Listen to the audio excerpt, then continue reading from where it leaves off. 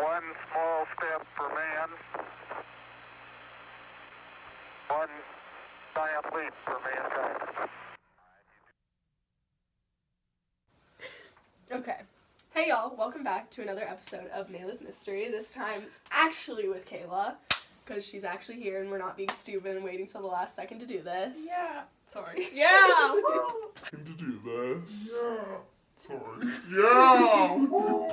To do this. Yeah. Sorry. Yeah. Anyways, let's get into it.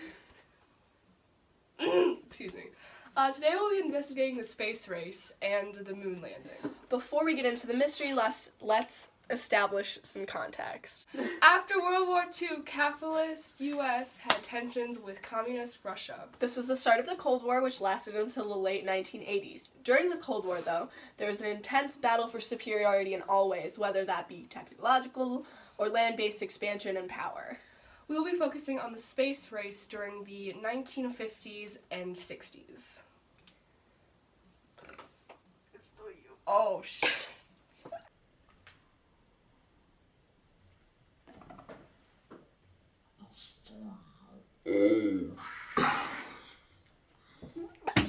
Russia sent the first object into space called Sputnik, or Traveler, and the U.S. was pissed.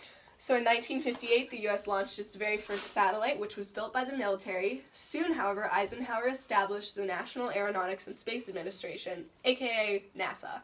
Flash forward about a year, in 1959, the USSR launched the first probe to ever reach the moon, called Luna.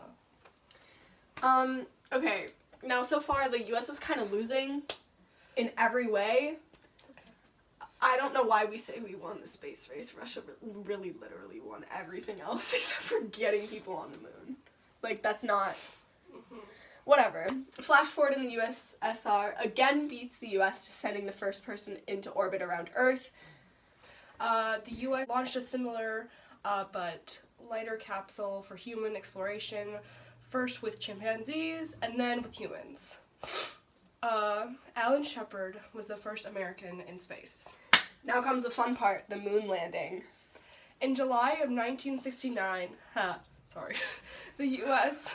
won the space race, sending people to the moon. Did you really just make that? Sorry, can I do that again? No, we're keeping that. Okay. In July of 1969, the U.S. won the space race, sending people to the moon. But it was all a hoax? Let's take a look at these pictures.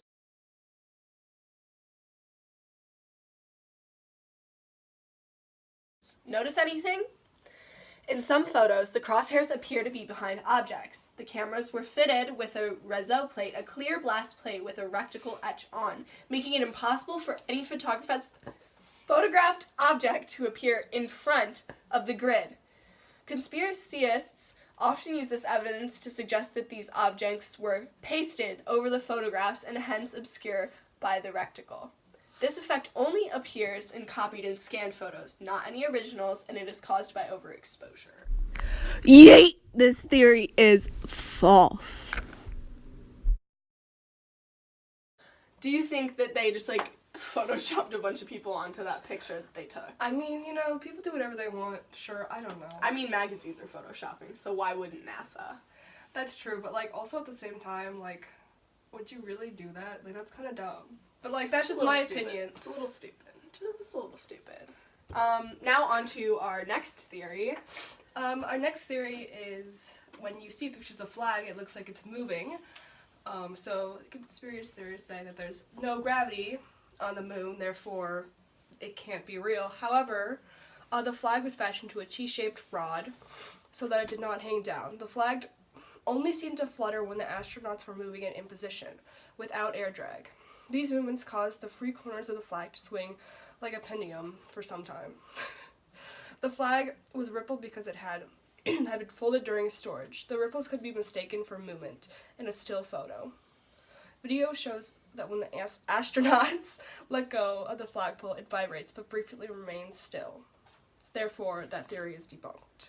So, before we end this, was the moon landing real? Was it not? Was it all a hoax to be big flex, we won the space race, or is the US really just a big tweak? Honestly, I'm gonna go with both. The US is just a big tweak. Yeah. Honestly, the US government, big tweak.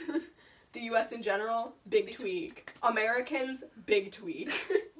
Alright, well, that's all we have for you today. We will see you next time, if there is a next time, because this is our last project, so we will see you. Bye.